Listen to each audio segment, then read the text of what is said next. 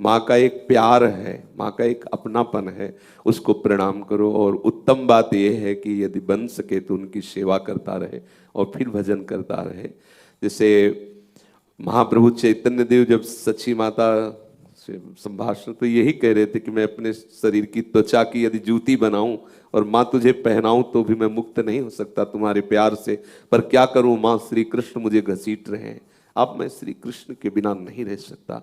तो ऐसे ही उपासक के चित्त को जब प्रभु घसीटते हैं ना, तो आप सोचो माँ को प्यार के जो अद्भुत रसमय जाल है उससे निकाल देना है केवल प्रभु की बात होती, दूसरे की। हमें लगता है कभी माँ को अपमानित नहीं करना चाहिए, कभी माँ को कष्ट नहीं देना चाहिए, और अगर कोई सेवा वाला नहीं है तो फिर माँ की सेवा में रहे। और जब ऐसी व्याकुलता है कि कुछ नहीं दिखाई देती तो जो जगत प्रभु पिता प्रभु हैं वो माँ को संभाल लेंगे। जैसे भगवान शंकराचार्य के और कोई संभालने वाला नहीं, केवल माँ ही थी और वृद्धा माँ। लेकिन महान आचार्य चरण ने संन्यास लिया, महाप्रभु ने संन्यास लिया, चैतन्य देव ने।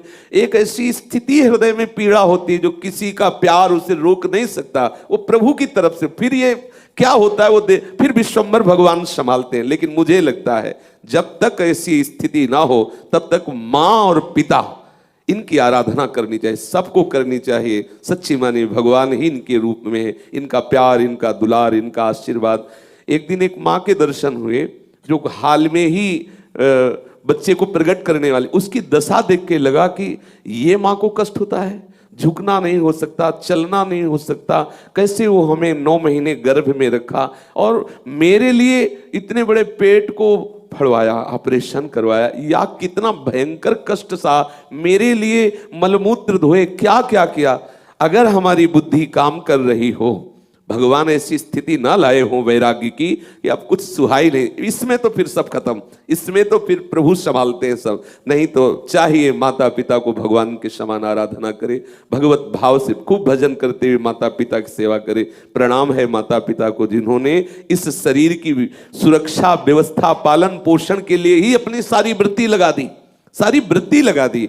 वो माता पिता पूजनीय है, वंदनीय है। भगवान भी जब अवतार लेते हैं तो प्रातः काल उठ के रघुनाथा, मात पिता गुरु ना वही माथा। पंडित रामकृष्ण बाबा अपने ब्रज के रसिकों के मुकुटमणि हैं। जब उनकी माँ मिलने आई तो बाबा मिले और उपेक्षा कर दी, तो बाबा का भजन रुक गया। जीवन चरित्र में आता है बाबा को बुलवाना पड़ा माँ को और रखना पड़ा। अगर वृंदावन वास के लिए वो आई थी और बाबा ने उपेक्षा कर दी तो ऐसे परमहंस शिरोमणि महापुरुष का भजन रुक गया।